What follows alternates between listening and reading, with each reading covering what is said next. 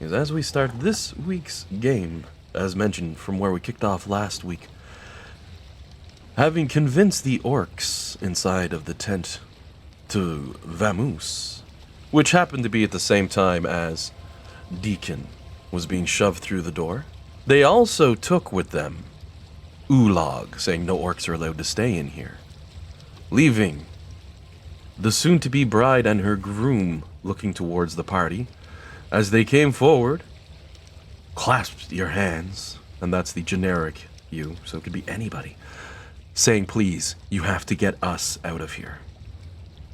And that's where we left off last week. As the Dungeon Master seems to have something else up his sleeve than just a standard happy wedding. Right, okay, well, see, we thought that you weren't really kidnapped, but now it's starting to feel like maybe there was something to that. What's going on? She'll give a bit of a shake of her head as you say that. Wow, I actually got lightning outside in real life, so this is awesome. Hopefully, my computer doesn't kick off if the lightning crashes and I lose power. Oh goodness. Can you all hear that? Yeah, just Yeah. My goodness, I Yep. love it. And it's Thunder's scaring my dogs right now. Oh, poor puppies. Cats are gonna like it. It's not here in Sackville. We had it for like hours last night. Yeah, like at least 2 hours. Surprised Like this thunder and lightning. there's still any in the area. God. I'm shocked too because it's not raining too heavy. I was about to click on the funky music for the creepiness too, so right having the thunder and lightning in the background, I'm like, I didn't click that. Oh, wait. God just leaning down from the clouds. I got you. Like if this, can you imagine giving me the A-OK symbol, but she's... Thor's your sound tech. Oh, wow. He's like, can I play next week? And I'm like, of course you can. He says, verily. Like, what you playing? Rogue Thief. What? Loki just looks over, big smile. I'm playing a paladin, and the two of them just, have a bro moment. Oh, a man can dream. Because they get along just fine, is the honest truth. They're just brothers. Except when you're godly brothers and you stab the other one, it's not going to hurt them too much. Like punching each other. Yeah. Oh my goodness. Well, she'll shake her head at that as you're questioning her. She clarifies, oh, I'm in no trouble. We have to get him out of here.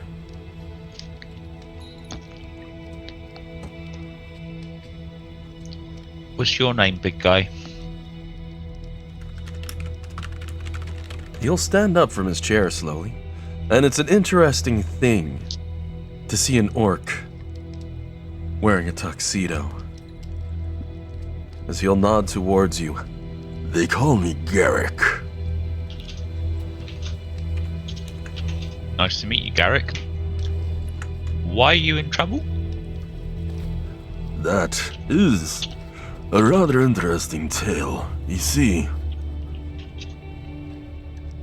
he'll look towards her, and she'll look towards him. And it'll be that moment you see the sparkle in their eyes, the bit of happiness shared between them as you do imagine, oh, okay, actually, there's something there.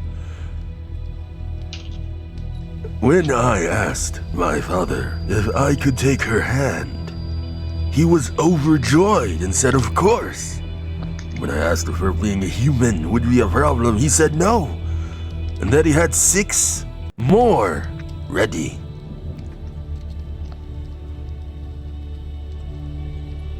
Six more sons? No, wives. Wives. Now, at first I told him that I was not interested in the others, that I had found one I would not need a process of selection, though he clarified that I was to have all of them. Soon I came to realize his intent was for me to be little more than cattle. He gives his head a shake at the notion, as he begins to clarify that his father, a little bit crazed now, a little nutso, as he might say, a little bit off the deep end, The son has a whole bunch of colorful words, but I really don't like to get into details on them, and you can tell. But by the end he says, "He's no longer of sound of mind or health, I fear, as their numbers have dwindled so greatly. He thinks that he can do this to try to revitalize our people, as humans still seem to carry errors." Oh, Oh, right. that is a lot to take on. Yeah. Mm. I have no interest in such wild delusions. But I will feel for these other poor women. They were promised a life of luxury and comfort, you see. It was what some would call an easy ticket for them. But I heartily disagree. As he looks longingly at the lady beside him, and then goes on a tryout of his speech on how love is important, love is eternal, but it's only between the two of them. As you see, he's very straight and old-fashioned minded on that one. Just sticks right to it on monogamy. Has no interest in fulfilling an anime protagonist dream and having a harem. No interest whatsoever. Good That's man, right. Garrick. Good man. That's right, forget you and your anime tropes on every single one. That's right, I said it. Oh dear. Every time. Every time. Every Yep. time. That's why I like Dragon Ball. Goku's like, I found Chi-Chi. Apparently I told her I'd marry her back in like 86, so we're getting married. There's no question as to who's in charge of in that one. 100%. And Goku's more than happy. He goes, "Can I just go train and fight?" She goes, "You go farm and make money." He's like, "Alright." Sure, I love digging. But yeah, this guy, now you're guessing this orc's probably 19, 20 years old. Still a bit on the young side. But young love burns bright, and the two of them definitely seem for each other, but they're asking for your help now to get them the heck out of here. He intends to disappear entirely. Right. Okay. Where you guys gonna go? He said he was 19, right? He just gives you Yeah. the blank stare. I hear there's a trade caravan going to west to Blackrock. She grimaces slightly at the thought. He gives a shrug and says basically it might be worth a discussion. The Blackrock, across the wastes, suicide. Yeah.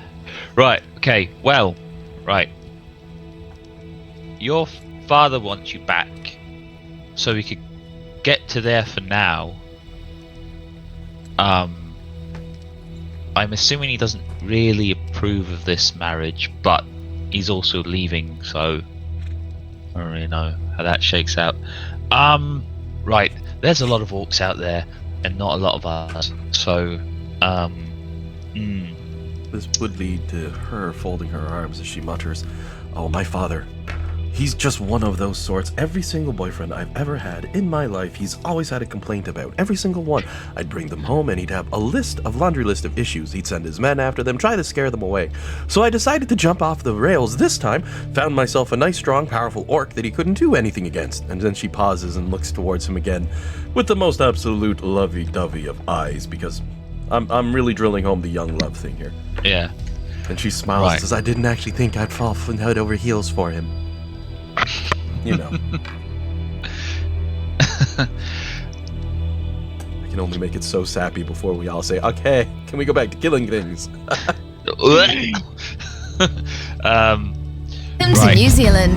Well, A world of new wonders starts here with our Kiwi hospitality. what would, say, cause enough of a ruckus in this camp for us to be able to sneak away? Fire?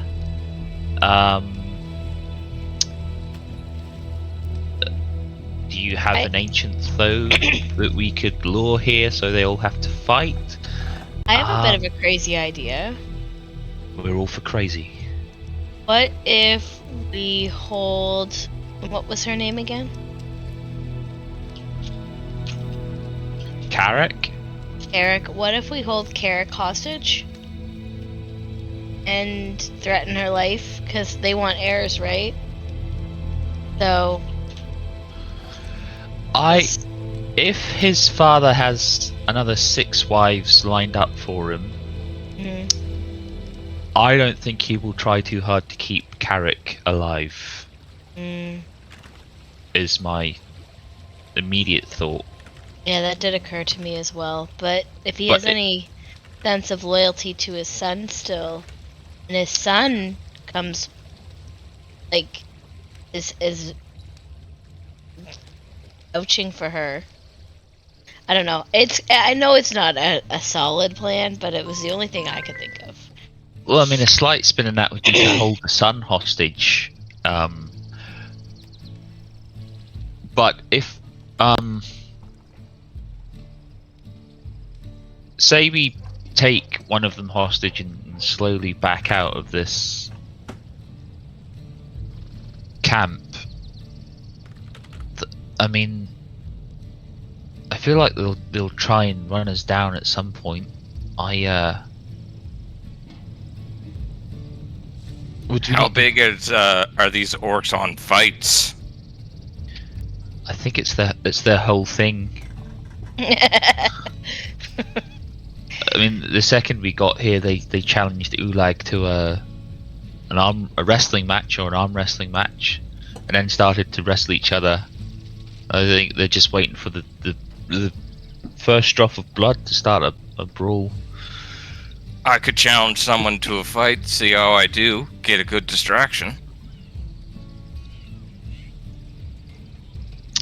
A fight in honor of the happy couple's union.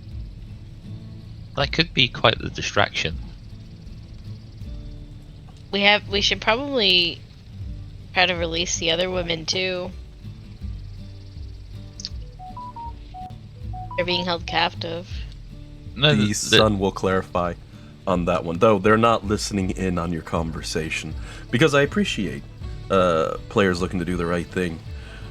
You'd think maybe they're held captive, but you remember where the son mentioned that these women are treated very nicely and have found themselves in a comfortable position, so it's heavily implied they are quite willing in the situation they found themselves in. They're pretty much told, hey, my son could use another wife, and he's royalty and we're rich. Would you like an easy life? And of course, there will be people who say yes to that. And these people are just going to basically go, ah, shucks, afterwards. They're not captive. That much the son himself will also confirm if directly asked. But I do appreciate sticking to the good side of that. That's a hat tip moment. I give a hero point to you for that. Oh, so that means I have 2 then? Yep. Oh, Everyone cool. starts each session with 1.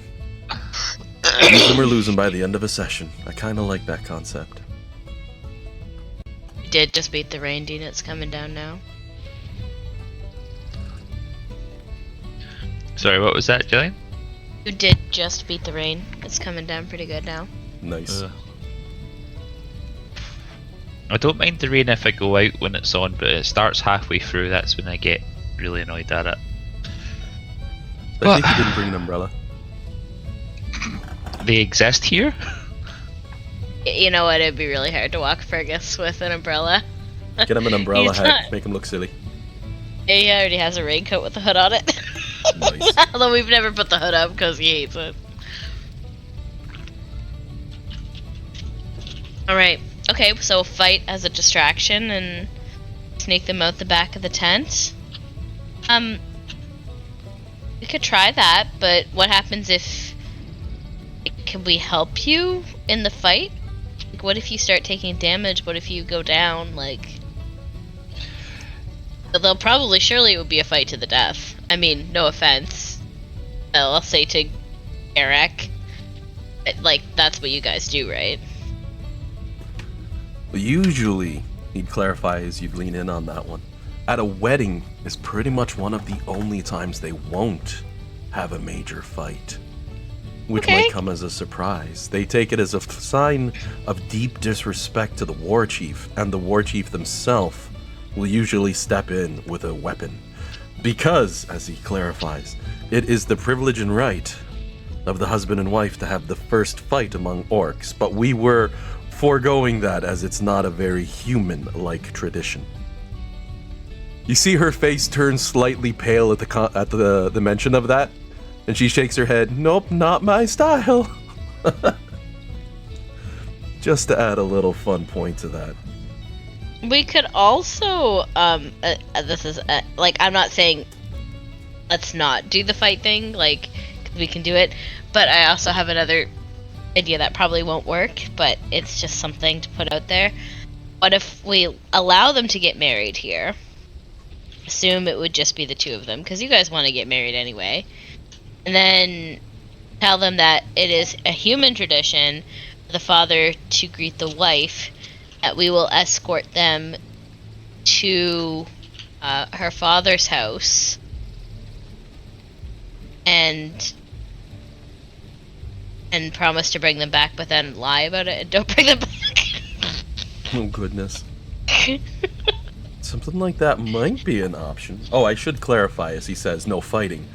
He would make a note that everybody gets around that rule with challenges instead, which makes sense because you got challenged to a wrestling match on the way in. Oh, of course, that, you know. People won't outwardly directly fight, but any chance that they have to show off an example of strength. He'll actually smile as you see he points towards a missing molar, making a comment. Ha! I won our championship at Rafters with this. I consider it a mark of pride. Just kind of chuckle at that. God knows what the heck the game Rafters is.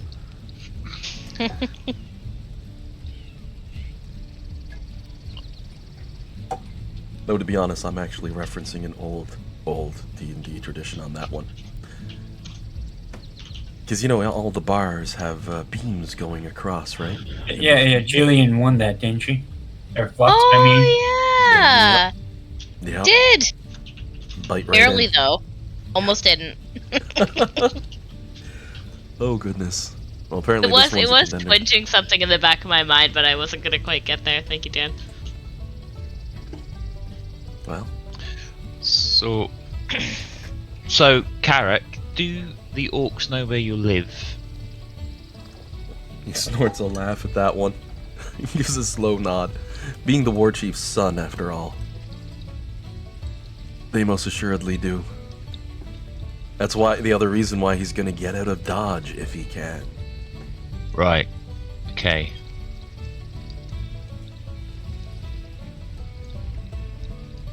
I mean, Nestry's idea, I think, has legs. We lie, say that both fathers must bless the union, otherwise no child will be made of it, kind of thing, and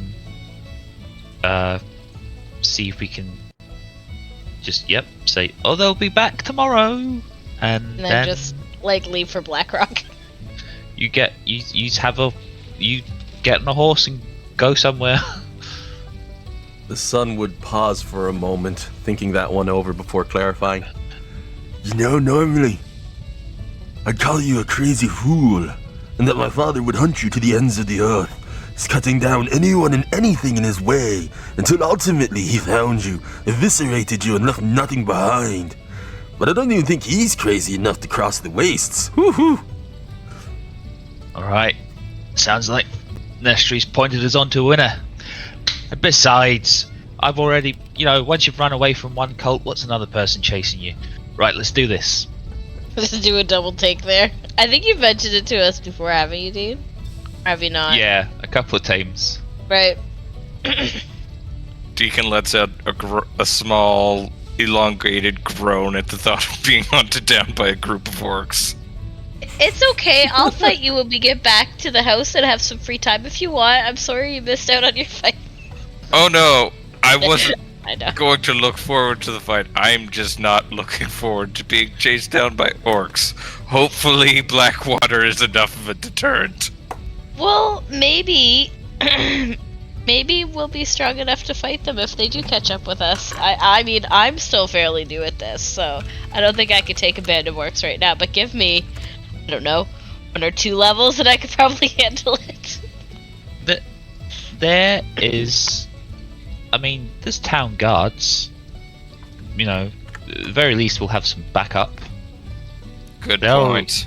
a lot bigger than the town guards, though. But I mean, swarm them.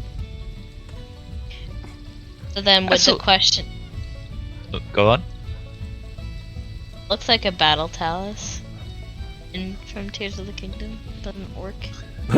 I stole that war boss from Warhammer.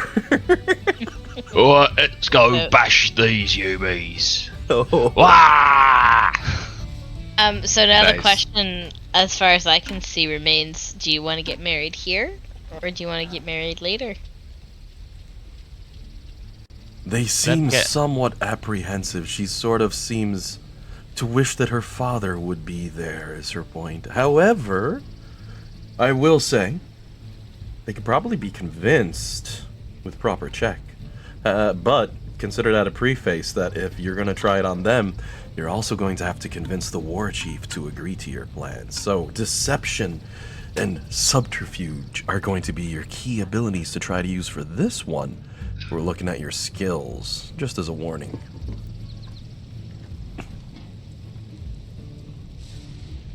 I mean, I got charisma skills. I can try it. Last time I had to use a hero point, but I got deception, intimidation, diplomacy. They're like your, and well, intimidation's equivalent, but diplomacy's like your persuasion. Deception and intimidation are the same. It's 5e, so I mean, Yeah. I could give it a go, but it's up to you guys. So you can create a diversion, impersonate, and lie with deception freely. The only thing you can't do is a feint action. You have to actually be trained in deception to pull that, but that's, you know, anybody can lie. Except Lulu. Takes I'm all not- of her little effort to do it. Yeah, Even if Lulu lied, it becomes the truth. It was the entire campaign. Lulu's just chilling with the party.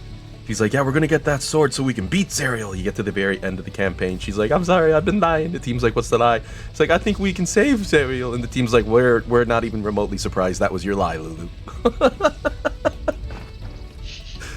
Like, this is the big burden you've been carrying. You want to do good? She's like, yes. And the team's like, oh god damn, you're too pure. Oh, I saw a trailer for Baldur's Gate 3, and there was a Hollyphant in it, and I was like, "Is that Lulu?" She's wearing that. She was the Hollyphant had a pipe, and And I both got very excited. I was wearing like a little fez. It looked like, and I was like, "Would that be Lulu?" I'm not sure, but why else would there be one of them in Baldur's Gate unless it was Lulu? there's gonna be a Lulu. Shoot, I should take it, re-record every single one of her lines in my Lulu voice and make it a custom mod pack on the internet. Be like, Lulu can travel with you too in this game. Oh, I love that little golden fluff. She was a fun NPC. It's very rare they give one and they're like, try to make sure the players like this NPC. And I'm like, you wrote them so well, I think they will. And it's like, what's her big secret? What's her big lie? I get to the end of the book, I just flip back to the start and with tears in my eyes like, Lulu, you're too pure even for the Dungeon Master, you said. Oh, but we're on a tangent now. So, the team has slightly limited options here for what you're thinking on doing. As mentioned, fighting's a no-go, but challenges, well, that would be acceptable if you can figure out one, but deception to try to convince them to do what you want. As for the youngins, well, you're mostly just trying to convince them with honesty. So that's a whole different situation, because you're actually saying to them, you know, if you can do it here, then we can be done. I mean, look, So that's going to be diplomatic. yep, right. I see you're a little bit hesitant, maybe, to get married here, but who's to say this is your only wedding? You can have more than one. I mean, do they even have a license? It might not even count. You might have to get married somewhere else. See, you know, it's if you're short on guests for the next one, we'll go. I'm sure we won't mind that. probably.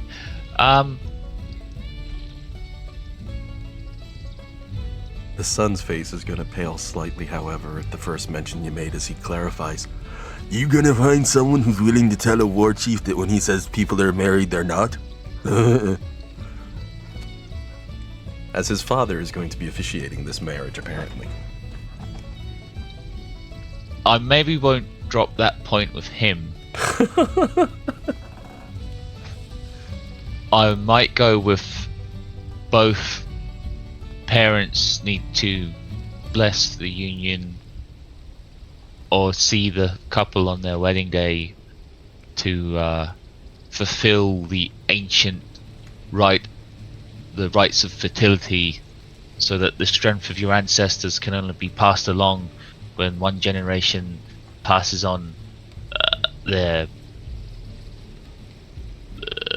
influence to the next, kind of thing. I mean, that sounds like it would work, right? Probably? Yes. I mean, Yeah, I it's convinced gonna him with flirt.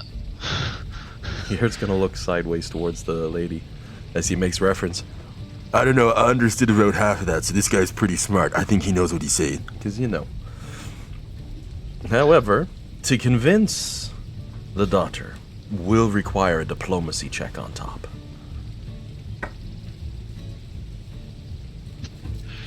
Right, I mean, but, you know, okay, it makes sense, right? You get your orc wedding, you got your human wedding. Some point down the line, you have your, you know, renewal, which is just everyone having a party.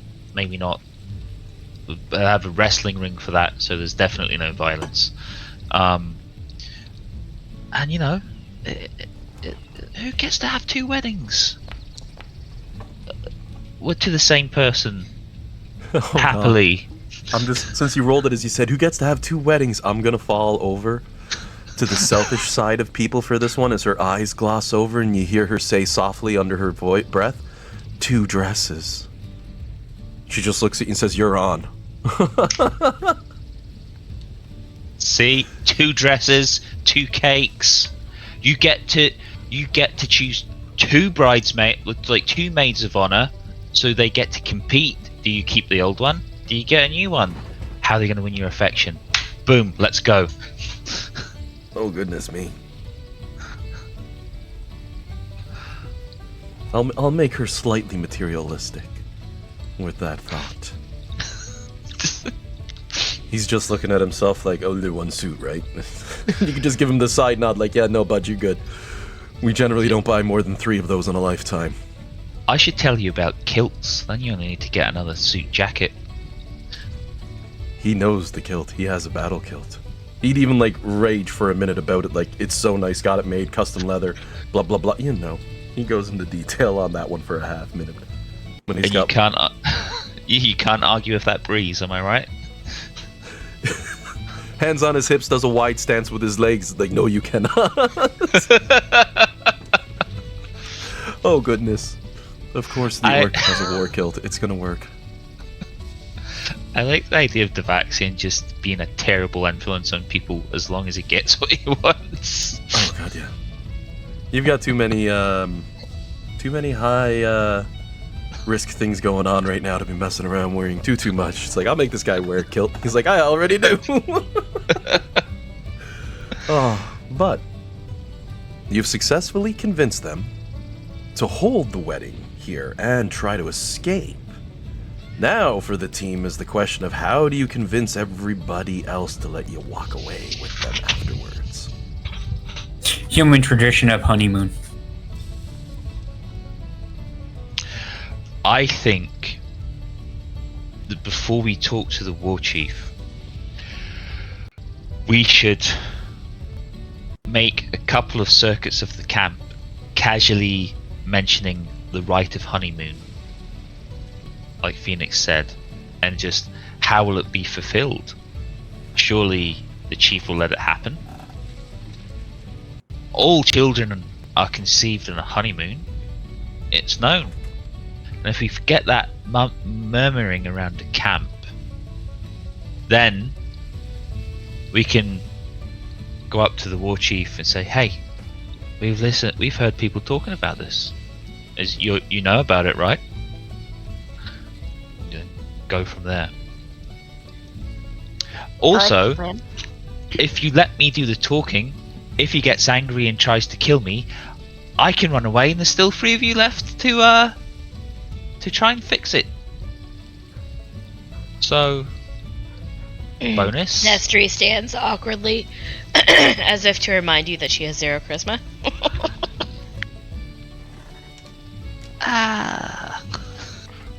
Deacon looks around, looking at the other people, seeing if maybe any of them are charismatic, because he knows he is not a people person.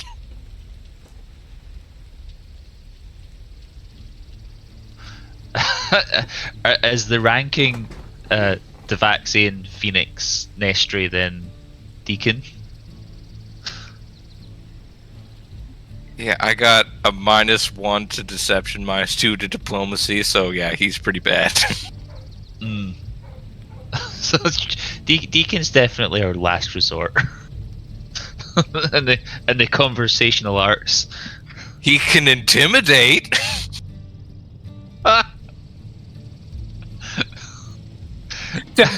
No. You probably have a bonus, like a +2 or something to your checks because you're big and everything. My character is 5 feet tall and a skinny wizard. What kind of say do I have to orcs? Just walk up, stick out your chest, and chest bump, and be like, "I am also strong," and they'll just feel proud for you. Or just walk up to them and be like, "Hey man, have you ever eaten anything my size before? What's it like?" I imagine I'm quite gamey. you knowing the way my games go, I'd roll the D100, I'd start laughing, I'd say you get the one orc who's like, "I'm actually a vegetarian." Oh goodness. Now, as vicious and as rough mongrels as they are, it's even rare for them to resort to eating sentient races. But things here character size, yeah, they've eaten deer and moose. Well, I mean, moose would be more like Deacon size on that one, so you know. Maybe a bad example, but you know. The scary thing is just seeing an orc chasing through the woods after something with an axe. It's trying its best to run away, but the orc's just like, "I have the power of all the creatures of nature plus the speed and strength of a human. You're done."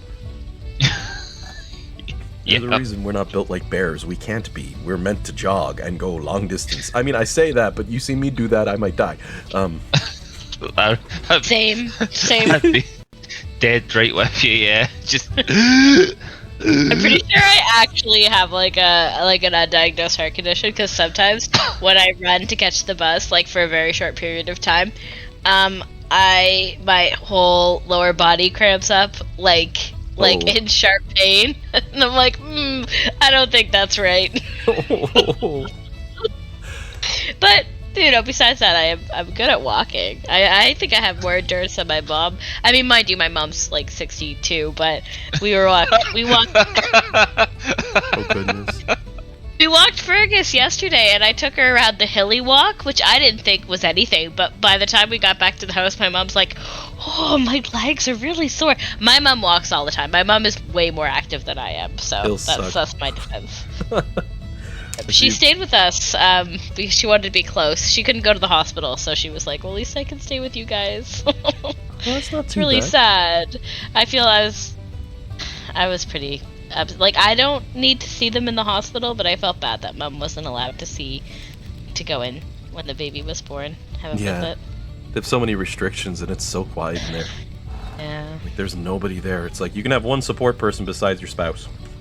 Yeah, and it was Kristen's mom, which fair enough, but sorry restricted. for that tangent. I was just Oh. thinking. No worries. I'm just thinking walking the hills in your area would suck. No, thank you. If I drive up You the get hill, I used to- walk straight out. You do get used to them, though, I have to say. I like keeping my knees intact. It's getting harder as I get to this age, but I like keeping them a little bit at least, so you know. No, thank you for the hills. Alright, so. You've got to get these 2 lovebirds out of Dodge, but it's going to be after a wedding. Now, as mentioned, diplomacy might be the thing, but the team's seeing here charisma, not the strong point. So the dungeon master knows what saves to make you make as we go. It's like, ha. Oh no, we've been foiled. You're the greatest target has been seen. Though if it's any consolation, I do have a team playing Dragonlance. And they're level 7 now, and their highest passive perception is an 11, not counting their familiar, which is a 12. Oh my god. Yeah, I had an invisible enemy steal everything from them at one point and run back into a cave, and it's like, haha, you gotta deal with that next week. And they're like, we're gonna beat his ass. And they're gonna. Are they new to the game? No, it's just their various builds. Perception is not their high point, and it hasn't needed to be. They managed to squeak by, but I had an enemy who had invisibility they could cast and did really well on a stealth check. So while they were taking a long rest right outside the lair, the enemy like creeps out like, I'm gonna take their best magical stuff, and doesn't, because that would be cruel. So I just took some random junk on them. And all their arrows.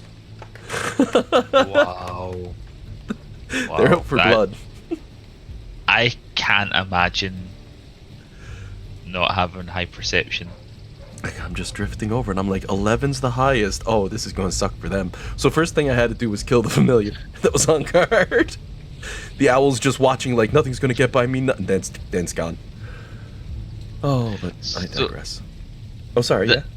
I'm going to guess that that's just someone with like 12 wisdom, and none of them are proficient. They're dangerous killing machines. I will say that much. Yeah. They're incredibly strong in combat, but yeah, perception not their strong point. They need a ranger or a rogue pointed in that direction. Or you know, the way it goes. Someone's gonna take it now. I'm sure that it's happened to them. They'll be like, damn, we must be ready. Cast alarm. So the team has to try to do some convincing and schmoozing with the war chief.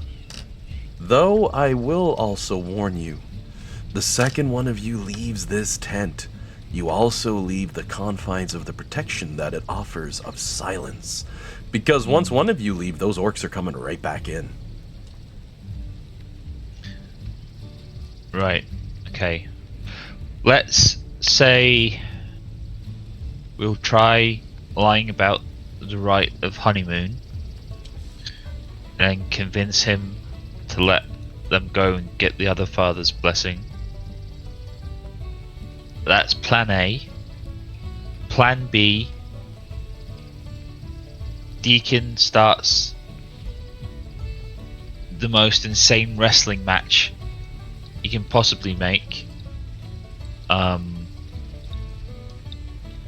we'll get them out via distraction. We'll improvise plan C, and then let's say plan S is just running away. Just a straight out sprint. And let's not overthink it, because something will go wrong. It's a good thing I brought medicine packs with me. Yes. Oh, I think I think Alan greenlit it as well, but I also like officially took medicine because I wasn't sure if it was trained or not. Oh yeah. So I made sure that it was and got a healer's kit. All problem y'all are gonna have those you're trying to run away. If you piss them off too bad, look over your shoulder and what you see chasing you, it's like, oh no.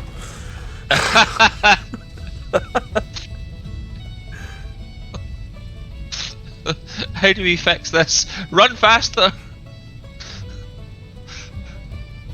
Oh goodness. Uh, I got that one orc who was late to the fight. I got one running and it's just in like a pair of boxers, and I'm like, I'm not gonna reference that picture. God knows it's probably not from a good spot. It looks funny as heck, but no thank you, Google, you showed me too much this time. you dug too greedily and too deep. Well, that's the thing, I only skimmed the surface. It's like the first 10 responses. What the heck, man? At least give me something from World of Warcraft. There we go. Wow head. Orc male, old character model running animation.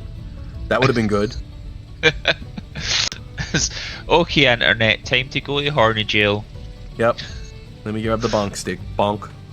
I think that's When the did phrase. the internet get out of horny jail? Oh, goodness. Or it never happened. I think For porn.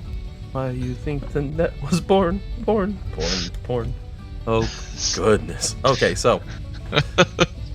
Y'all gotta make a plan for how you want to get out of this one.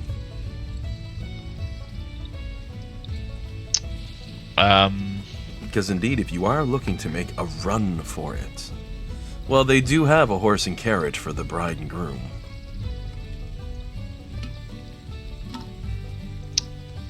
Right. Dean, not the vaccine, is like desperately trying to figure out remember how that works in Pathfinder, if it's a skill. The son will clarify as he holds his hands up and makes sort of a double hand whip motion. Oh yeah, don't worry.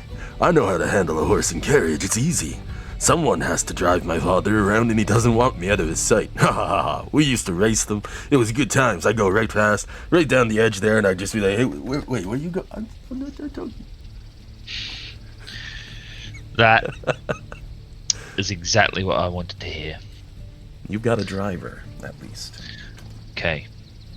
You're 19, so we will designate you as baby driver. He blinks a few times. He's like, I'm 19. That's middle-aged for an orc. Oh, goodness. So let's cross that bridge when it comes to it.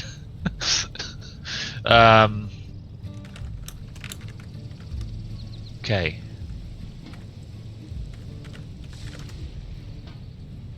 Right. Usually an orc has a lifespan of about 50 years. Now, you could make, an off-color joke about her being able to remarry sooner than she thinks, but let's not spoil their day. He's not you, Dean. That's Dean's twisted mind working, not the vaccine. You could have 3 weddings before you're 50. Okay. Right. Where's the horse and cart located? The horse and cart are kept nearer to the road. You will find them at another camp towards the east, where I'm pinging on the map now. I'm going to do a shift ping, so this is going to zoom and pull everybody. Yes, I'm trying to do a shift ping. There we go. You will find a horse and cart over here. Right, okay. So we need to get there.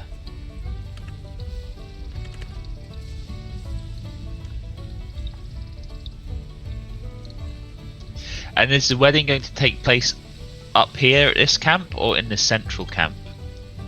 Right up in the top camp near where the father is. Right, okay, so we need to get through at least one if it all goes wrong.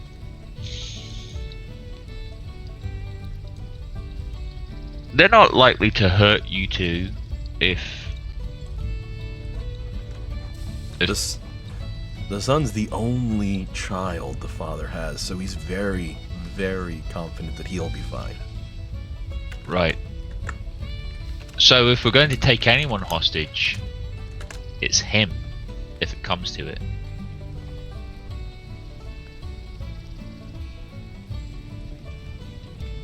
It's good to know. So horse and cart there. He's the only son.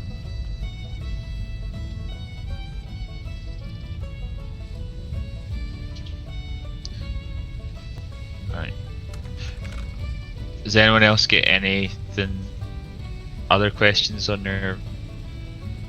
They want? I think I've got enough to go on and happily ignorant of the rest to not worry about it just now.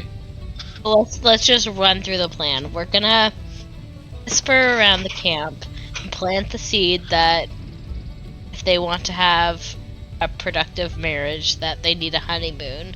And then after a little bit, before or after the wedding, that we're gonna mention it to the chief.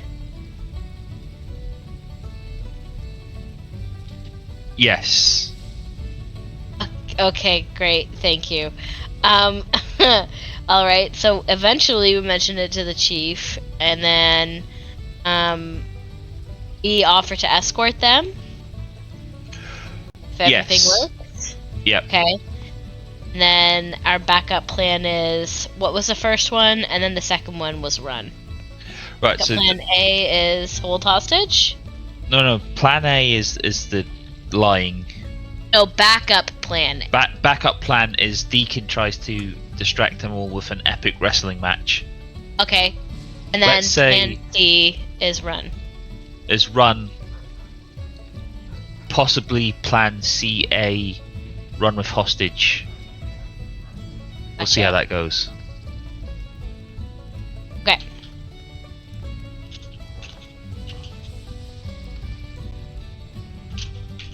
Alright. I will try. I have a 0 to charisma. I double checked. So, you're all gonna let the wedding go through. Pardon me. I think Okay. so. Yeah.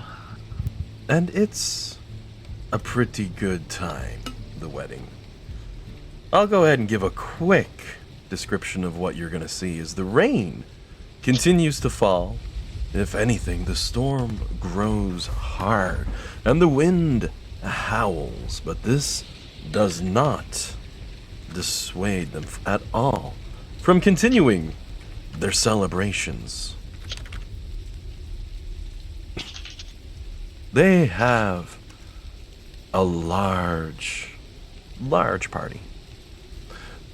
And it's more or less as much of a traditional wedding as any other group would have. The bride and the groom being led up towards the front zone where their father would be standing, presiding over them, though the actual words spoke entirely in the orc dialect. Definitely rough, tough, and grumble. And interestingly, at the end, they do not, in fact, place rings on each other's fingers, as one might have seen in so many styles. No, in true orc fashion. He holds out his hand at one point and picks up a rather incredulous-looking ceremonial dagger. Taking a moment to press that one down into his palm and draw it across, making a singular scar mark before handing it to her. The moment seems to hang on the air for probably a little too long. Some of the orcs looking angrier by the moment, growing uncomfortable and agitated, but ultimately she manages to give a small mark across her own hand. The sort of hand that doesn't look like it's ever truly seen a day's worth of hard labor. A nobleman's daughter, after all. But she follows the orc tradition, both of them receiving a scar on their left hand's palm from the same blade. And then they embrace. The orcs cheer.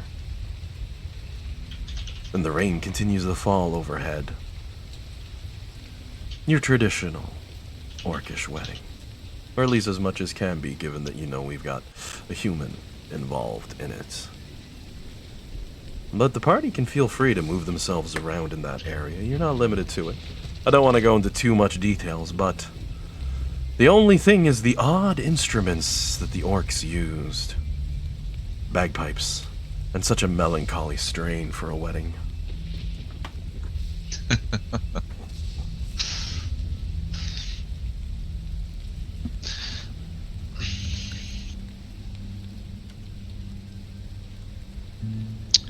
The vaccine will like kind of sidle up to a couple of orcs.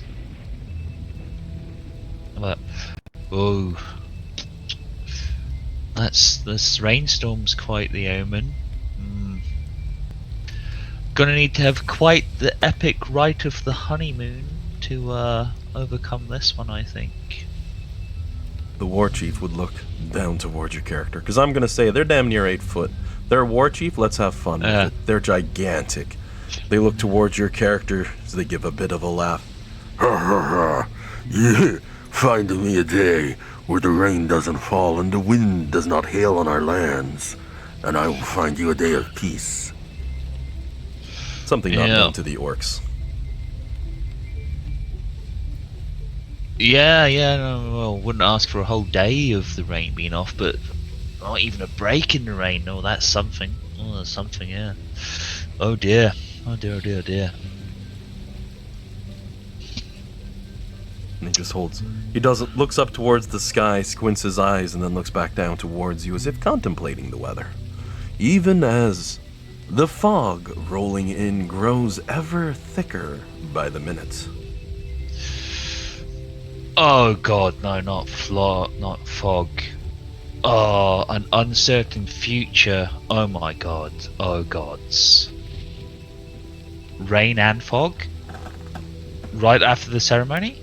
Can you believe this? He's going to look towards you, crouch down somewhat, hand on the knee, to bring his face close in line with yours as he squints his eyes at a very hard glance. I feel for you and your superstitious lots. We care not for such omens.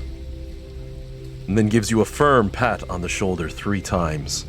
You can almost feel your heels digging into the ground with each tap, just from the ferocity of this guy's strength. But he gives you a smile afterwards, and you're not sure if it's more creepy than the grimace his face previously held. The vaccine swallows hard. Okay. Well, of course, the omens, you're right. The omens are not anything to be worried about as long as, the honeymoon is great. That should wash away all of this. He starts to laugh, points at the tent, and says, Oh, why do you think we have the tent? and the orcs around there actually cheer and laugh. Wait, hang on a minute. You're not serious, right? Leans back, folds his arms over his chest. But you know that they say that humans will struggle to have a lot of children if both fathers don't pass on the blessings of their family line. He's giving you the hard eye squint at that point, leaning in. And you're getting near the need to roll that deception check now, so They say, ahead of one wedding, the father, the grandfather, and the great-grandfather was there. They were all still alive to give on the blessing. Triplets! Would you believe it? Triplets! Poor woman. But, it works. It works. That'd be the kindest thing your character's ever said at that point. Poor woman. Yeah, oh my goodness, triplets. Yeah. But, the right the honeymoon. Both fathers send them on their way. I'm sure Carrick told you about this, obviously. You planned for it. I don't know. Can you convince him? Okay. Keen eyes of the war chief set upon you as he leans in, analyzing what you've been saying, and just how good can your character channel those lies? Okay, close my eyes and click roll.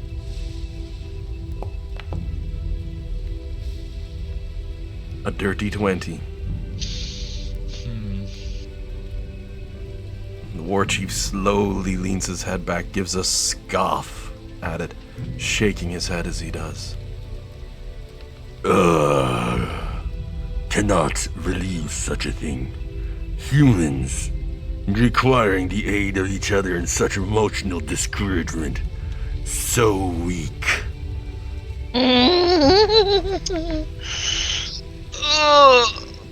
Well, But he seems to believe you. yeah, we're not as strong as orcs, but we do have the numbers on our sides, so something to be said for it.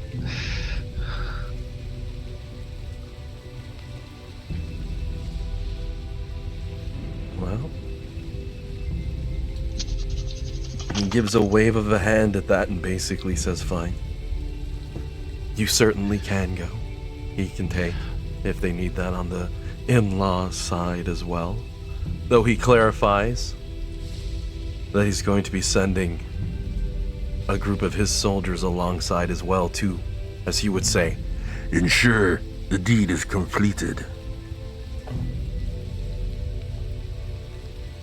More than fair. Yep. You got to protect your interests. Yeah. More than fair. Yeah. What would appear So, you have an entourage with your plan. we letting the couple walk? Are they can they take the wagon? He'll scoff at that one and give your character's shoulder a shove, enough to make you step a good 5 foot back almost just from sheer strength, and looks at you with an incredulous glance, anger up in his eyes. Do you take me for a poor man? I am no poor human. I'm a war chief. My son would not walk. Don't be foolish. Oh, well, I feel foolish now, I can assure you of that. He's an orc, he's not nice. He falls very much into the traditional side of orc things. There might be a few pieces of orc culture that I'm really not leaning on from old school D&D, like, as you noticed when you first came in here, one of the orcs who were wrestling, who was whooping some serious ass, they were female. Yeah, the old school D&D is not that nice on them. Makes me a little sad. But that's the way it was written, and that's not what I'm following. All orcs are badasses. Little things like that. Humans, though? Oh god, they still look right down their nose at the strength of a human. Right down that nose. But they do that for everybody. It's not just humans. Even our friendly deacon, as strong as they are and as powerful, is during the events of the wedding, I should add as well, you all would have been individually approached by well-wishers and happy people looking to congratulate you in orcish ways. One of you would have ended up with a headbutt because of that. They literally would have just grabbed you by the shoulders and sledgehammered their forehead into yours, laughed as they walked away with a bloody mark. Your character would have felt the sting. Another one of you might have been sucked into an arm wrestle because after being asked by 5 people in a row, you might eventually flex up. Or if you see your friend being asked, you might eventually step in and say, hey, no. Or any number of other things. Maybe someone did the, I'm trying to remember the android's name from the first Alien movie. Shoot, his knife trick. Maybe somebody pulled one of those on a table and an orc lost a finger and just started laughing. Bishop's knife trick, there we go. Yeah, that's Sandy it. spoke up on that. It's her favorite movie, and I love that knife trick. Numerous things of that nature, but nothing that would cost your characters any degree of health points. No. But you'd be coming out of that somewhat exhausted and maybe with a story or two up your sleeves. Though I can only wonder, Jameson, what you can do with your character, because, some of those challenges are based on a way that might not actually harm your character too much at all, if you know what I'm saying.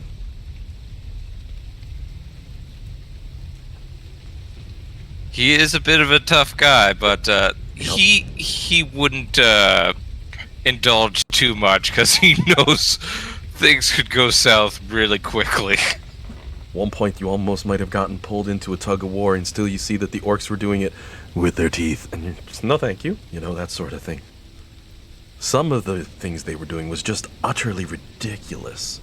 Like, they would have a bench, and an orc would lay on their back. They put their feet up, they'd balance the bench across their 2 feet, and then orcs would sit on it over and over and over until either the bench gave or the orc's legs gave. And once or twice, it was not a pretty sight. Various How much? Well, they say that it's not a wedding until you see some blood, so... As you hear a crunch in the background as your character is saying that. The orc war chief would just say, and there you go. Oh god, you can see the bone. You can see the bone. Oh god. Can I have some? War chief just yells, walk it off. Orc goes on a rage, snaps it back into place, wraps some twigs and stuff, and just walks away like, I got to golf in the morning, can't have this bugging me. And you're like, wait, orcs golf? It's like, yeah, they drive 510. But about just as far, too, so they still go over bogey every game. Oh, goodness. Well, it would appear you now have a group of orcs traveling with you. I am going to move the other party members as a general marker, because I put an actual horse and carriage on the map over this way.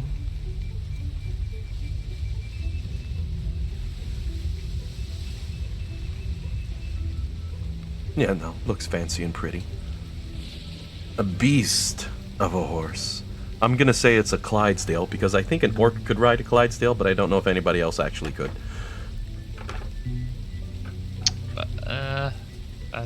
Yeah, they're big boys. This one seems they've taken a little extra special care of this Clydesdale. It's wearing full warhorse armor, covering head to toe, and the mane has been braided and is magnificently long, falling down on one side. And you know what? I actually just gave a quick Google to see what I could find. This happens to be one of the most majestic, so I'll say it looks like this one.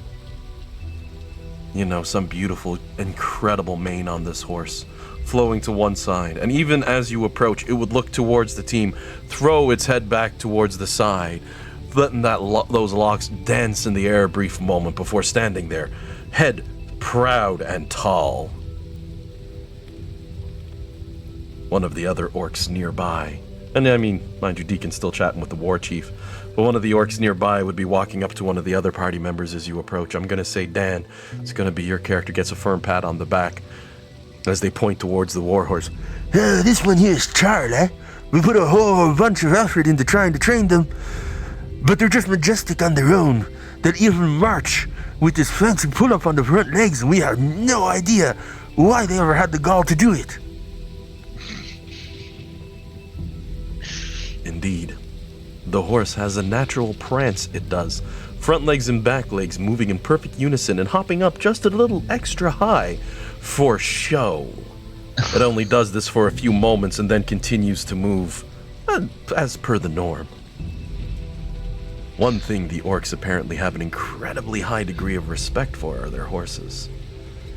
They treat them well and they handle them well, and this majestic beast, well, I might just be having a little fun making it sound even more awesome, but Charlie is her name.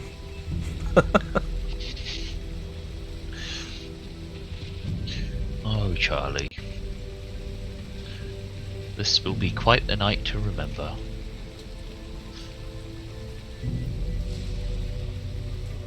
So how many orcs are coming with us? 4 will be traveling alongside. Besides, you know, the orc and the his bride. Yeah. I should say the human and her husband, because now they are officially married. She's wrapping bandage around her hand, continually blowing air on it, going, and you just see him saying, "It's not that bad, you'll be fine, honey." The same time his other hand is clenched and shaking behind his back. You know, it's killing him just as bad, but he's got a lot of orc eyes on himself right now, so. Yeah, it really is. False modesty, bravado, all that. The worst place to get a cut. Oh, yeah. Your hand. Just covered in nerve endings. The orcs know it.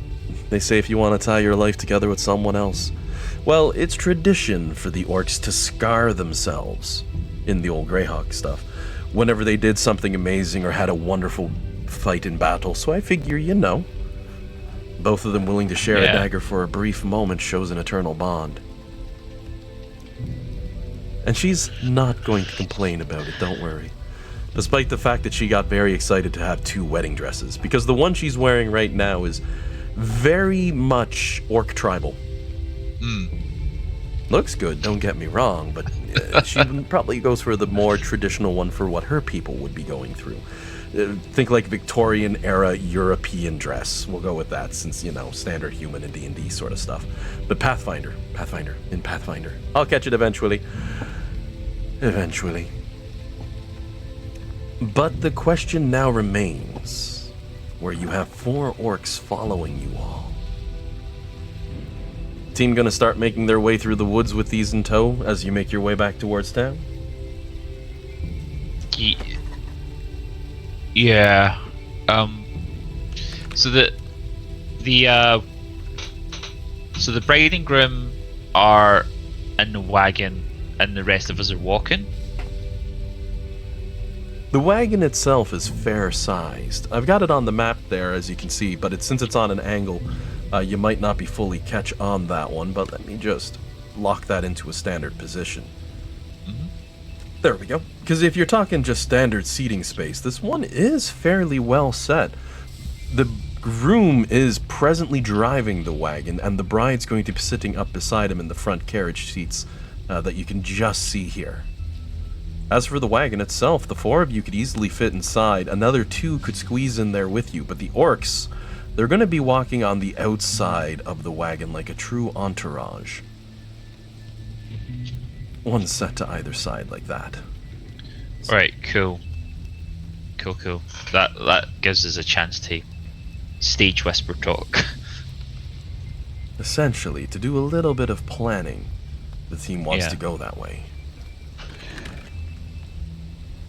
Okay, cool. Well, that worked better than I thought it would. Not that I didn't have every confidence. Oh, believe me, I didn't. I came up with it and I had no confidence, so we're good. Right.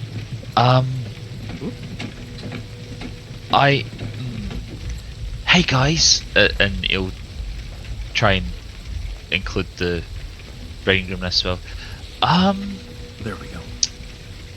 So our escorts, should we try and ditch them, or will they just go home after the night's events, or will they try and take you back? What's do we need to have them maybe get lost, or have and he'll use air quotes, Do you want to kill them? accidents? I don't want to kill them. I just don't know. I didn't account for this, so I'm just I'm spitballing. Getting a couple of irons in the fire. See what we make of them. True meta, Dean's probably thinking, I did not expect to pass the rolls. Come on, my luck, you know? Yeah. But there we go. Yeah. For once, the charisma was on the team's side. You didn't get any negative triggers, and you managed to cruise your way out of there. And since those charisma rolls were done by Dean, I'm going to give, for Devaxian, a hero point for your character as well. Ooh, I was very on the edge of using one to reroll that the dirty 20, because I'm like, it's good, but it could be better. And the Pathfinder numbers start to get very large as the levels go up. Yep. Yeah, that's going to be a thing to try and train yourself out of. Like, you know, you see something like the high teens of 20, you're like, oh, it's probably good, but like, we've already got +7s at level 2, so not going to be good for too long. Alright. So at this point, you'd all be able to converse amongst yourselves, but leaning out to speak to the driver and his bride would be heard by the other orcs there.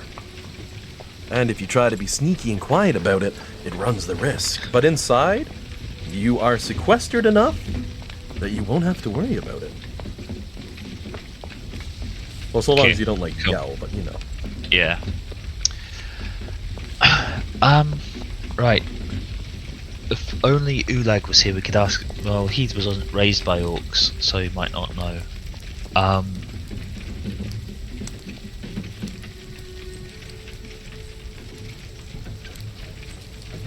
What do we do? I think we might have to take them out after all. We can always, like, try to not kill them. Like, we could, like, knock them unconscious and tie them to a tree or something like that. Give us enough time to get out of the city. I suppose so. It would, but if they are found alive, they might be able to dig up some information, because we'll be taking them right to her father's home, unless we do it before the road, on the road. That's kind of what I mean. Like, we could do it, like, on the road. Then they might not, they wouldn't see where we were taking her. And on a note for those non-lethal attacks, if you attempt to make a non-lethal attack to try to knock someone out, you take a -2 circumstance penalty to the attack roll when you make a non-lethal attack. using a weapon that is not non-lethal. You take it when making the lethal attack using a non-lethal weapon as well as the cross feature over. But when you do that, you reduce a creature to 0 hit points. You instead knock them out instead of killing them.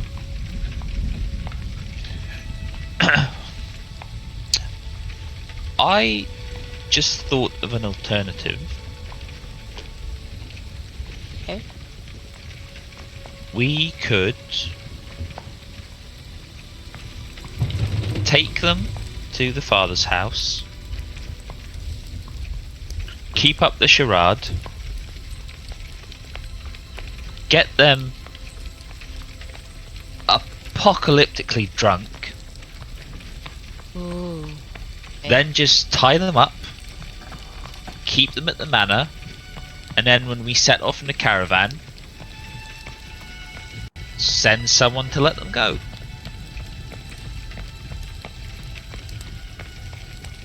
Yeah. I mean, Something.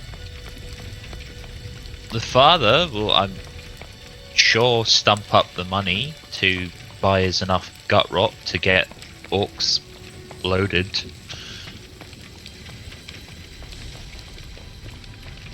But he did say that he wanted them dealt with, you know. But I mean, there's an option. I mean, he probably has booze in the house. That is actually a very good idea. After all, if they're drunk enough, you might not even have to tie them up. Yep. Yeah, yeah. It buys us till tomorrow at least. But yeah, we just.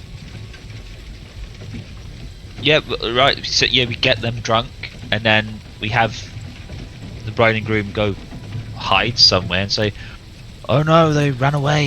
Even we didn't see where they went. Oh no. Oh." What happens if they refuse to drink? Like That we're did on the clock, we can't. That did cross my mind. Their could- pride I mean, I'm of not saying challenge will not let them stop someone challenge them to a drinking contest. Yes, yes, Phoenix. Perfect Yes. loophole. And I believe in you that you can do this. Yes, yes. Right, there we go. All Solved coming it. together. Solved. Yep. Phoenix in with the critical information right there. Ooh, yeah. This plan. The last plan had legs, right? This plan has wheels. Because we're on the wagon, so we're Deacon having and I'll fun. slap you on the back for that idea. It's good thinking. Thank you. I like feeling validated.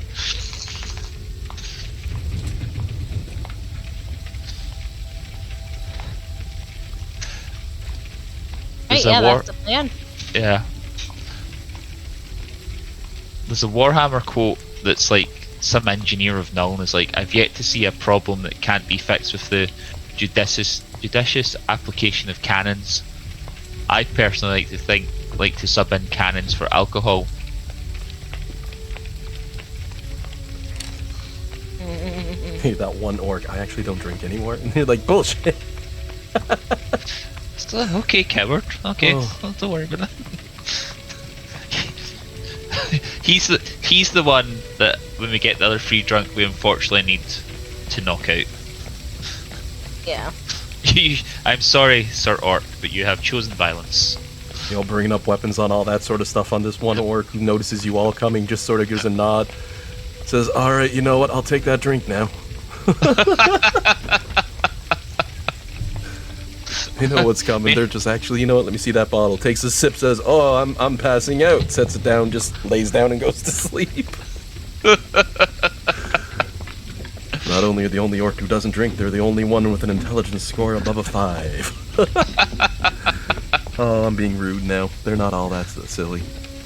But you have successfully tricked them, and if the team likes, I can certainly skip forward to you all arriving back at Eldershire Manor. Yeah. Yes, please. All right, well, 2 more hours travel by through the day as you make your way back.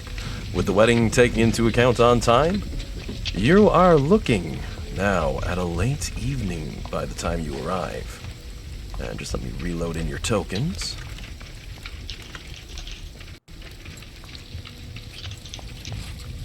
We gotta add those orcs to the board, so let's switch you all over to the manor once again.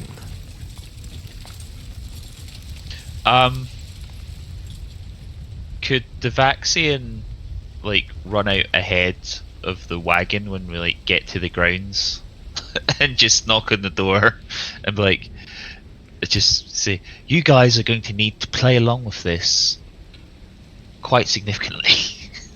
Of course, the old man in charge looking towards you like, you're back pretty fast. What do you mean, play along with this? Wiggling the eyebrows as he does. Look, yep, we've got her back. There's a number of orcs here because we lied to them. We will need every drop of alcohol in this house. Probably more. Do you have a guy? Can you get more? We'll need more. He's got a few barrels, certainly. Always have some wine on hand, always have some goods ready as he's squinting at you saying, okay, what's going on? What did you do? Right.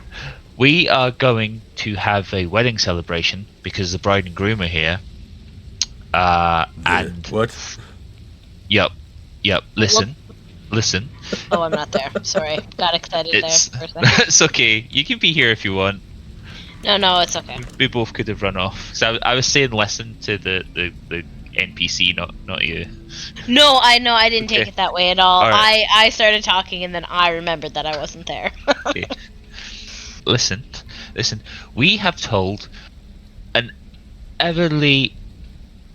increasingly complex web of lies to get Carrick back here safe and sound. And it basically came down to fighting a lot of orcs or lying. We chose to lie, and we now face that same decision here. Do you want to fight a number of orcs? Do you want that? He slowly squints his eyes at you, and then adds, now let me get this right. I sent you to save my daughter, and now she's married to one of them? Yes. She is safe. He gives his head a slow shake. You're not getting paid for this. You said save her. She is safe and happy. And it was going to happen anyway. We couldn't stop this. He looks 'Cause, quite unhappy as he adds on. My daughter has been married without my consent. I had no input on this. Last I heard, she was taken, and next thing you come back and saying, congratulations, I have a son-in-law. He pauses for a moment at that, and then his face slowly turns to a smile. Actually, on second thought, why don't you bring them in? I think you need to acknowledge the rebellious aspect of this relationship does fall on you somewhat. Anyway, that's tomorrow's problem. Right now, there is 4 orcs aside from your son-in-law that we need to get really, really drunk so we can tie them up, and they can't go and tell the war chief because yes, your daughter is married into royalty. Congratulations, by the way. Doesn't come here with a significantly armed force to get her back. Okay? Can we A step, B step, C step this? Are you on board? Good, let's go. As you're asking, he says, oh, I'm on board, as he walks over behind the table. Where the picture is located, reaches up behind. As you notice, he takes a rather interesting device from the wall. Gun. Indeed. Oh no. He takes down a blunderbuss from the wall.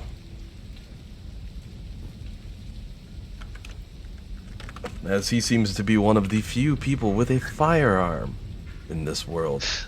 Takes a moment, pulls back on the lever, looks towards you again, squinting his eyes. You just send that young man in here. I just want to talk to him. Just want to talk to him.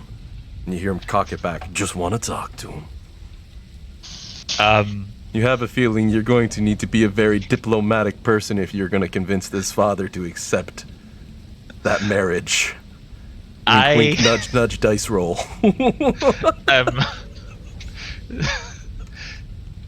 Desperately trying to see if I can think, would the vaccine know what a gun is? Well, the vaccine might not, but...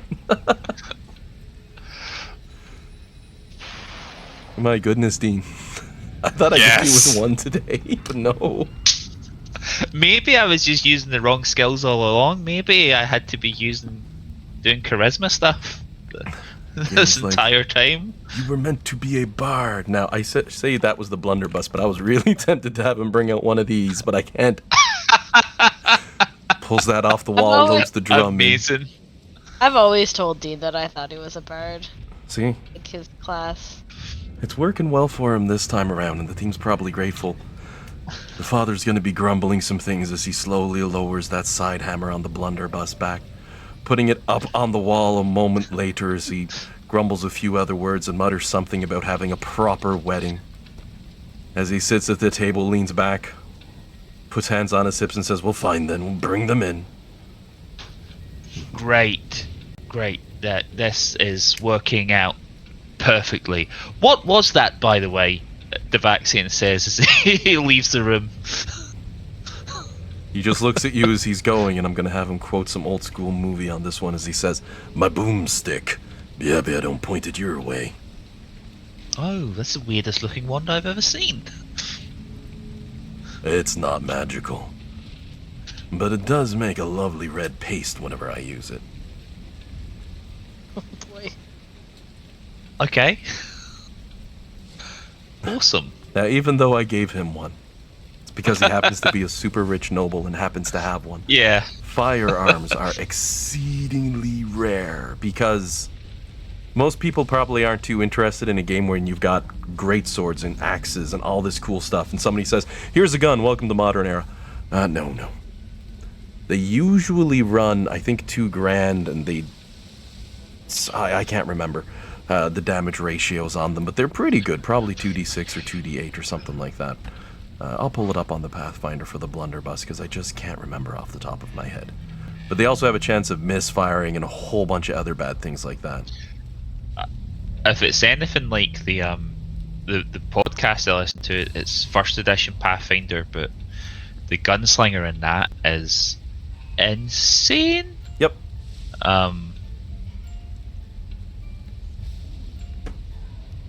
So I can only imagine if they've had the chance, in addition to refine that it's probably going to be I recall pretty impressive. It's a cone-shaped blast with pellets, so it deals a slower amount of volume damage to a bunch of targets. But I mean, at close range, everything hurts. Yeah. But he's got a pretty fancy blunderbuss that he puts back on the wall. Though with that, he is willing to at least hear the mount. Alright, the vaccine will like throw open the doors and like for the people coming off the wagon. And for those of you on the wagon, as it's being lashed up and put away, you'd have to deal with these orcs now, walking around, giving shoves to each other, congratulating the groom and bride, grabbing them by shoulders, shaking like, "Look, you did it, congratulations, ha ha ha. Now we get to really have a party, yeah," you know. The sort of good stuff you'd come to expect.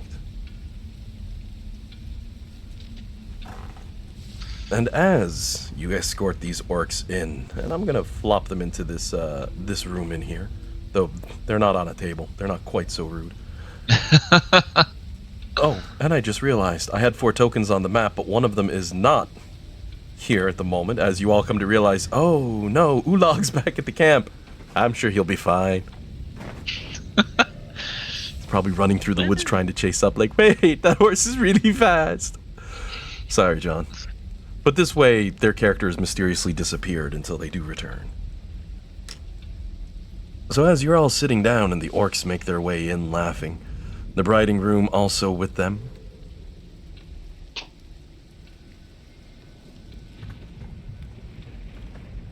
there was a plan, and how are you going to go about enacting it? Who would like a drink? Firm pair of hands immediately on your character's shoulders from just one 8-foot-tall behemoth of an orc. She looks like a monster standing beside you with the amount of strength that she has. Oh my goodness, I can't pull the picture. There we go. Because that's their default picture for the orc brute, so I'm going to lean on it for this one. Big smile on her face as she gives a laugh. And basically saying to you, Get ready to drink, little man. she pulls up a seat backwards. As it would appear, the orcs, who then immediately clamber in at the table, are looking to challenge the party to a drinking contest at the same time. Well, Get let's do vampires. this. The vaccine will take off his jacket. Yep. Get ready to. I'm in. Right, okay.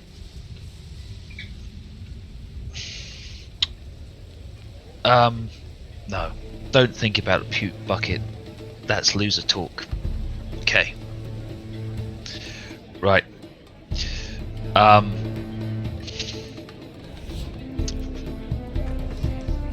Let's go get these barrels then. She's 8 foot. We're gonna need some barrels.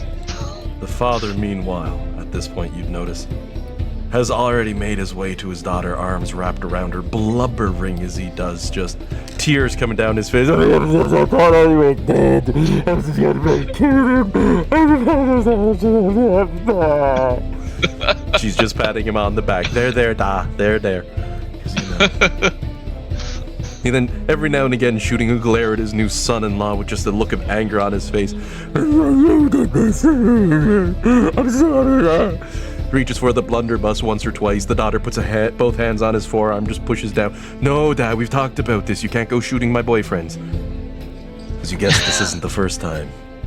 An overprotective father. However, thanks to a very high diplomacy check, as the team's banking everything on charisma for the first few runs of this adventure, and managed not to trigger any of the traps. My goodness, even broke a DC 20 on one of those. I won't tell you which one, though. Now you're sitting with these orcs, who are looking to have a good drinking contest, which means you will need to defeat all 4 of them in a test of constitution, as you try to outdrink them and make them pass out. Unless you have a good reason for your character not to participate, or some excuse, in which case, another character may have to pick up the slack.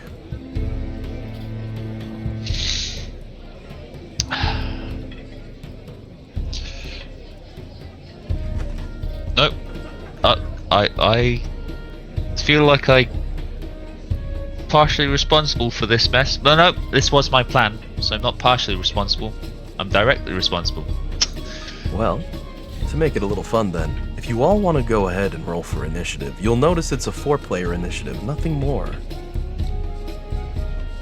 And we will run this on each of your initiatives for how it goes. There is an enemy, and I'm using air quotes, directly beside each of you. The Vaxian has one to the side here, and as well Deacon has one to the side, Phoenix has one to the side, and Nestri has one to the side. You'll be directly rolling against them as they're setting out full tankards, small shots, little fancified drinks, even glasses of wine, whatever they can get their hands on, celebrating the union. Oh, and Jillian, I just need you to roll initiative. I know I'm trying. I'm having a hard time because I'm so used to like relying on D&D Beyond. Oh. I've got it here now. If the easy shortcut, if you click the fist icon, you'll see the 4 of you on the initiative order. You'll have a dice by your character name. You can just click that. Oh, I forgot about that. Okay. And the initiative tracker at the top, where you've got your 4 bubbles, you can click on the little bubble. But that means you're Surprising. last. At least it's not a fight that gives you longest time to react. Up first, Dan. Phoenix is having a drink against the Orc Brute. As you're pounding back the liquor, you notice they have an odd habit. Since you're drinking together, they bring up an elbow, sledgehammer it down on the table, causing it to shake as they extend out their hand towards you, almost like an arm wrestle, except you're strictly just firmly holding hands. The idea being the first person to let go marks the first person to walk away from the table who can't take any more, or if you pass out and lose your grip. Little more than tradition without any negative side effects, it would seem. But they hold that hand out, wiggling fingers as the other one sits on a mug, smiling as they add in, Your first turn. implying that you roll your con save, and or your fort save, and I will roll a fort save for the orc. Con save, my goodness. I said that like 50 times so far, and it's fortitude. It's alright, we're all still new at this. However, since the team made it this far before you make that roll, even though it happens after, I'm going to also give all 4 of you another hero point. You put all your eggs in one basket and somehow didn't drop it on the floor, as one might say. No offense to Dean on this, quite the opposite, it's a clap on the back, but you definitely decided to gamble it a little, and today, that gamble paid off. So I feel you deserve the small extra reward of a hero point. But can you successfully best these orcs and make them pass out in a drinking contest?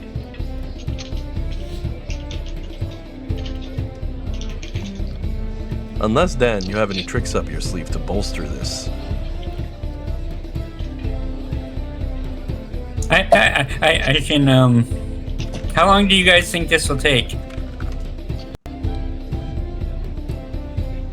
To outdrink them? Yeah. Probably about an hour, I'd say at most, because you're pounding back alcohol. But these things still happen at a pace. Now, I have the encounter tracker going, but it's not 6-second rounds, if you know what I mean. Yeah. No, because I have the cantrip for Forbidding Ward, which gives +1 to saving throws against targets. That's about the only extra thing I can crazily do. Forbidden Wardy. Well, it says attacks and hostile spells from a target enemy. With this, I don't know if the drinking competition qualifies. No, that's just straight up.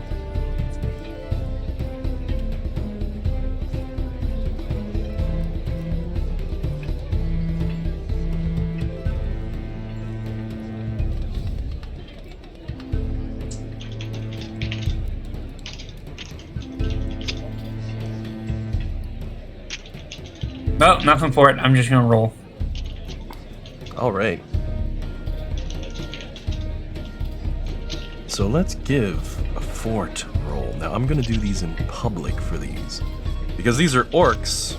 You do know fort is something they're pretty good at. So, if you want to give me Phoenix's roll for fortitude on this. Oh, goodness. Good time to pretty roll good. high. Oh, goodness. The two of them slam drinks together, pound them both back, and both get the exact same roll. A beautiful start, as neither of you lose ground. You feel no ill effects from that first drink, as, go figure, our spellcaster aces it with an incredible fortitude save. Next up, Deacon's turn. Deacon will kind of mimic the posture or the sort of ritual of grabbing the table the orcs did, and he's going to pound his drink back. Alrighty, and as you know, you also get a +1 circumstance bonus to this. Because it's a poison that you're trying to fight off.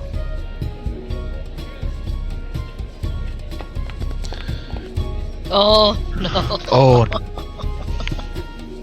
He still wins. wow. Wow! Goodness me, the dice are on your side today. Look at that. As you throw back the drink, it goes down hard. Your character's not used to it, but the orc snorts halfway through the chug as you were taking shots right out their nose as you see them coughing towards the side. As they are now fatigued from the first drink failure. You imagine there might be further states, but Deacon has passed, managing to win, being able to course through with that shot. And Devaxian's turn is up next. Okay. As I add the fatigued status to our first one. Okay. As is our second, you both pick up a glass, you grab a quick pint and throw it back. They try to follow, and they're coughing a little bit and a bit stumbly as they're cheering for the bride and groom. Then finally, Nestri's turn. Oh god. I only give a +2. No, you're. But we have 3 hero points each, right? Yep. Yeah. Well, 2 of you have 3. The other 2 have 2.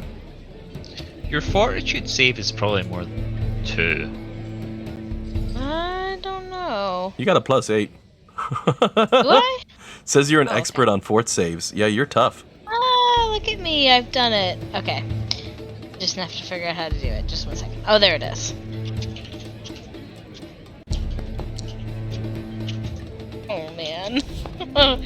I'll use a hero. Oh, can I say that? Like, I Yep. honestly started saying it before you rolled. I'm so sorry. Oh, they're after the roll anyway, so by all means Okay. you can, especially since you'd have a fail otherwise. The nice thing on hero points is it's an after-the-fact roll, right? So you go ahead. How do you get rid of hero points? I'm Right clicking click? on it and it's not. Yeah. Oh, yeah, right, it was but- right click. Sweet. Yeah. That was a guess, I'm gonna be honest. I figured it was a right click after playing with this system. Oh! Okay. Well, you know.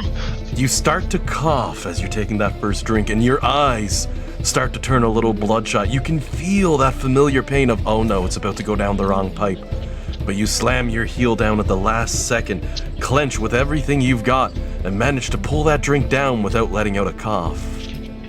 My mother was a dwarf, damn it! The orc, aside from you, however, is fatigued by that drink as they stumble back of it, blinking towards you as you slam the drink down and seem somewhat impressed since you went from a nat 1 to a nat 20. My goodness. In fact, you did so incredibly well past them.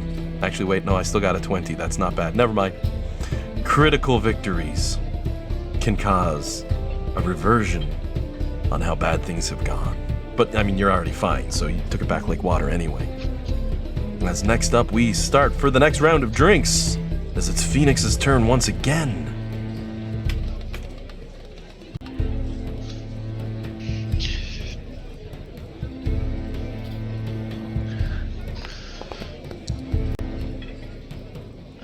An 8 on the fort save versus a 17 causes I'll Phoenix. hero. I'll Oh. hero point that. All right, you give a hero roll.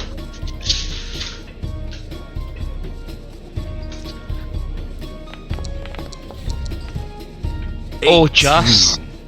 Oh. Maybe you kick them underneath the table or something as you see you're starting to choke and they're like, "Rrr," as they're taking their drink back, and you just stump the table. They shake a bit, they spit a little bit, and your character manages to overtake. Don't know. Could have been any number of things. Maybe you used Mage Hand to thwack them in the back of the head when no one was looking. I'm assuming you do have Mage Hand. I had to pause for a Yeah. second. It's like, did I put my foot in my mouth? He must have Mage Hand. It's too good not to. Well, as the orcs are now starting to look a little staggery, staring and glaring at the party, Deacon is up next. As these are fatigued orcs, they now have a penalty to these rolls. Ooh, 28. Can you Goddamn. critically beat them? You do. You've beaten them by 10 or more points, which means... Wait a second here, I said Deacon, not... Oh, I thought it was Dean who rolled. I heard the goddamn as the 28 came up and I got myself distracted. Well, Oh, I was just impressed. all the D letters, they're getting me. They blend. Well, Deacon, you can pat yourself on the back for that one. Jameson, you aced that roll and got a critical victory over the orc, which means not only are they all now nauseated, they are also sickened as they pass out at the table. So Deacon's just gonna chug his drink right down, staring the orc the whole drink. I wonder if they have sickened. They're sickened. Here we go.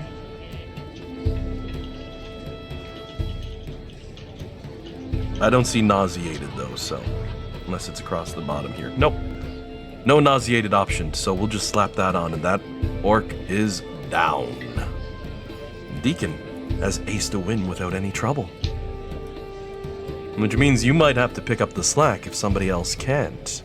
The vaccine's turn up next. Right. The vaccine's a skinnier chap compared to a lot of characters that I used to play, so I imagine he's at the very least he's sweating now. Never so happy for it to be a roll off. A 21. Can I roll low enough for this to be a crit? Oh god, I was joking, game. Oh, they've really turned on you. The dice is like, you may not roll any higher today. Yes. You hear a clattering and a clang as a second orc face drops onto a plate on the table, just snoring. The father, meanwhile, still standing behind, like, I'm married, you're supposed to wear your mother's dress. But you know, blubbering of a man, he's just... Nestri's turn now to try to knock these orcs out. Okay.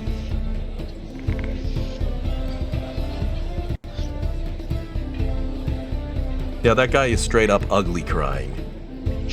just the emotional walls are coming down. Oh yeah, it wouldn't take much. I'm stereotypically making him one of those guys who's, my daughter is everything and everything, you can't possibly, you know? Yeah. So missing her wedding has killed him. I'll go over the 2 wedding plan with him too. Oh, that was close. They only get 1 fail on that one, making them nauseated, which unfortunately they don't have a click for on that, but we bring them 1 step closer. So I'm going to make a mark undetected on them just so we know they're getting closer, because it looks like it's creeping that way. But Nestri holds strong as we go to Phoenix's turn next. When did the players decide it's most crucial to use those hero points? At a drinking contest. The most traditional thing in D&D. Well, Dan, your character's turn for another attempt. Try to outdrink the orc, who happened to be the toughest so far against you. Yeah, I'm just trying to decide if I want to pull some BS now or not. We got 5 minutes to go, Dan. You gotta pull out the BS. Alright. This is a classic clutch Dan moment. Ah, here we go. Did I delete All it? right. Oh no, I just couldn't see it. Always Then- excites me. Then my magic orb turns into a Ceru. CERU, and it uses the Turn Fate ability, giving me advantage on the roll. Nice.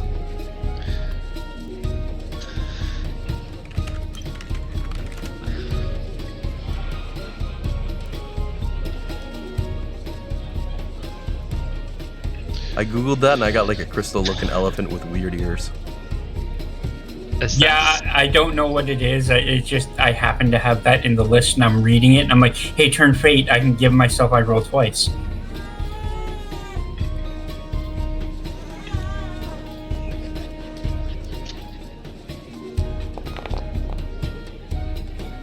Good time. Wait, it gives advantage on the roll specifically? Turn Fate, once per day, range 30 effect. I'm using the Fortune effect. The target rolls twice and uses the better result. Yeah? Okay, just so long as it didn't say advantage. That's the thing that surprised me. That's nice. It gives you advantage without actually saying advantage. So, 23. What was that? A natural? Oh, I didn't know. Sadness Chan popped up before I saw the dice result. I rolled a 1. They almost double critical fail, even though that's not a thing. But it is a crit fail, which means you now have a second one that's become sickened as it flops down and passes out on the table.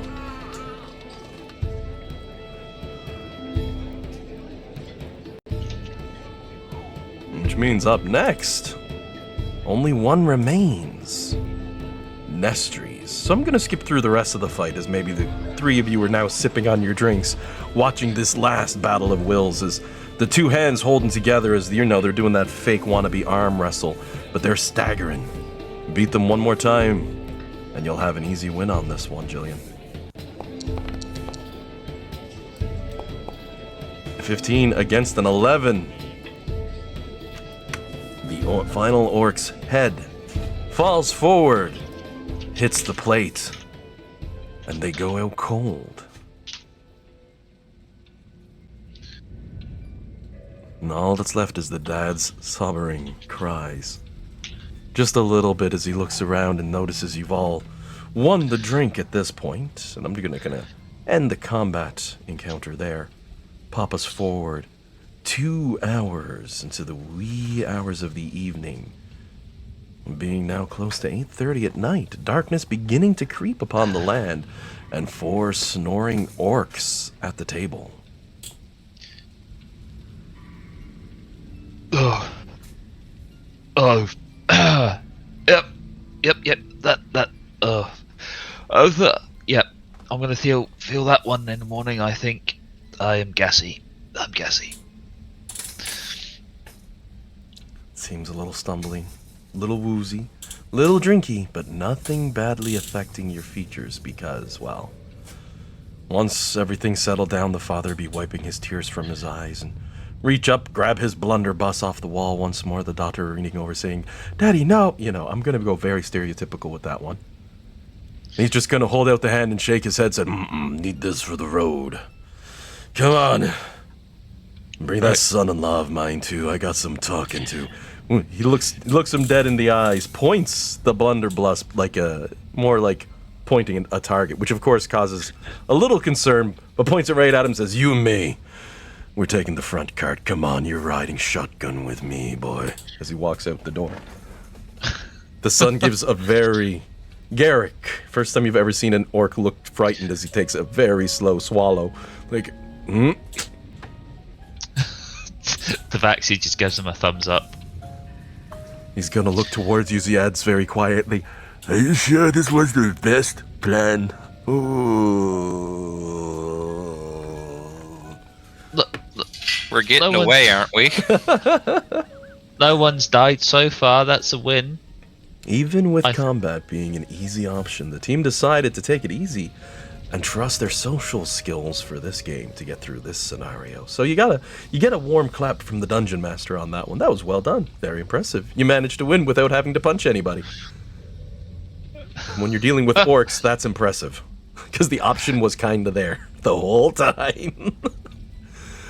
But what would be a campaign if it didn't make you choose between doing what's easy and doing what's right? The old saying, as it were.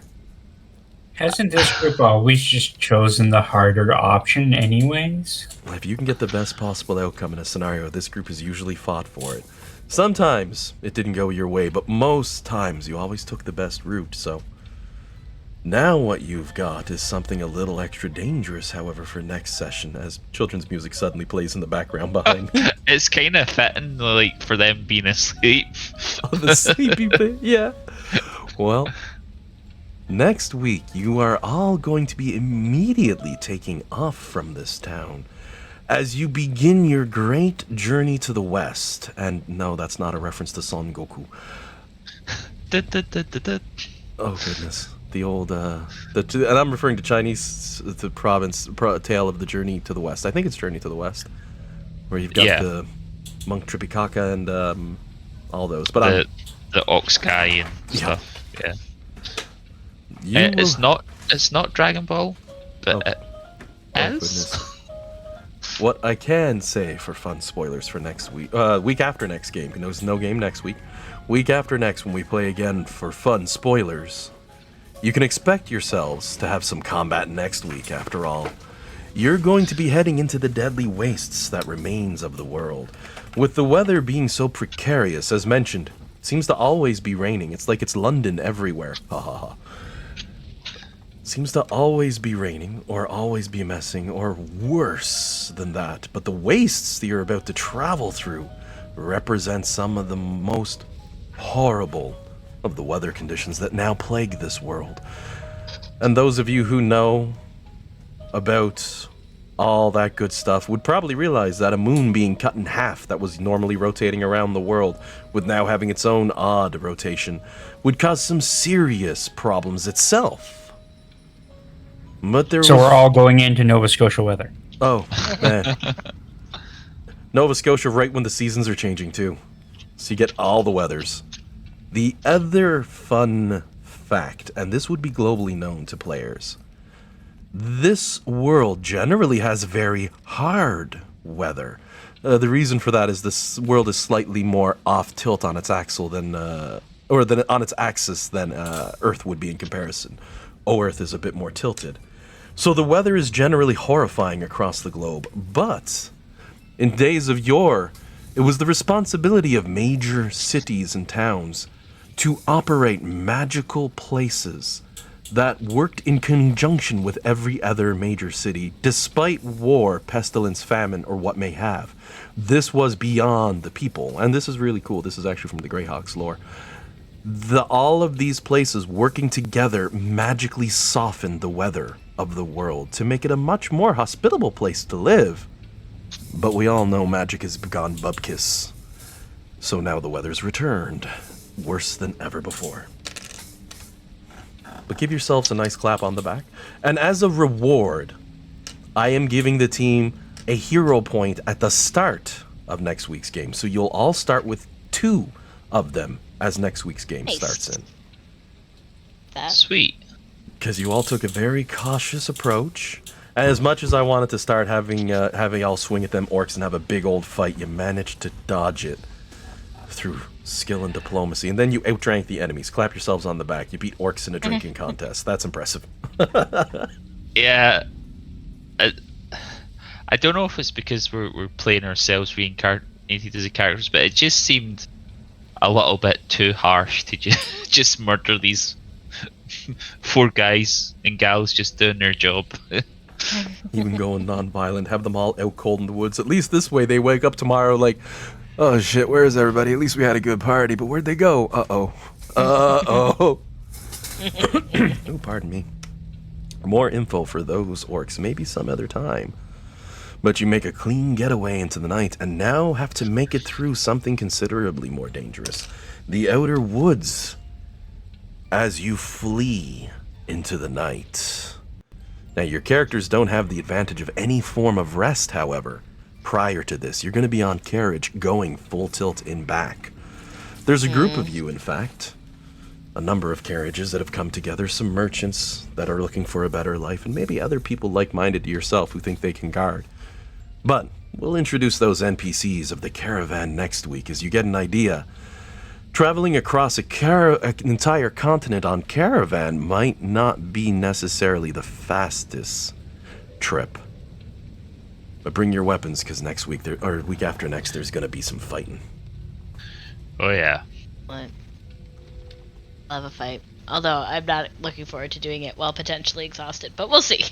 That's- Or whatever the Pathfinder equivalent to exhausted is. Acing all your checks saved your butts, so at least none of you are intoxicated in any way. Came No, close once but or like twice, if we but going without if rest. we go through the night, yeah. The implication here was the fight coming up is going to be very soon before you even get the chance to get to a point you can rest. Oh. But I don't think much, if any, of your resources have been burned. I'm not sure what that ability cost for Dan, if he gets that back at all. But that's about the only one on the board. And my goodness, did you ever use it well? Went from a 1 to a 20. Gave them a crit fail and they just passed out. Because you just basically... I was thinking about that. Originally, you picked up the bottle, took a sip, But oh god, and the orc's like, oh yeah, you think you're strong, and they grab one, start going, like, who do you think you are? And Dan's like, I think I have a hero point, and just holds the whole bottle. The whole thing. Orc passes out halfway through theirs. Yeah, the hero point saved my butt too. I am gonna dip though, because I really have to go pee, and I know we're finishing up soon. Yep, we're gonna call it here at this point. I'm actually gonna go ahead and cut the recording here.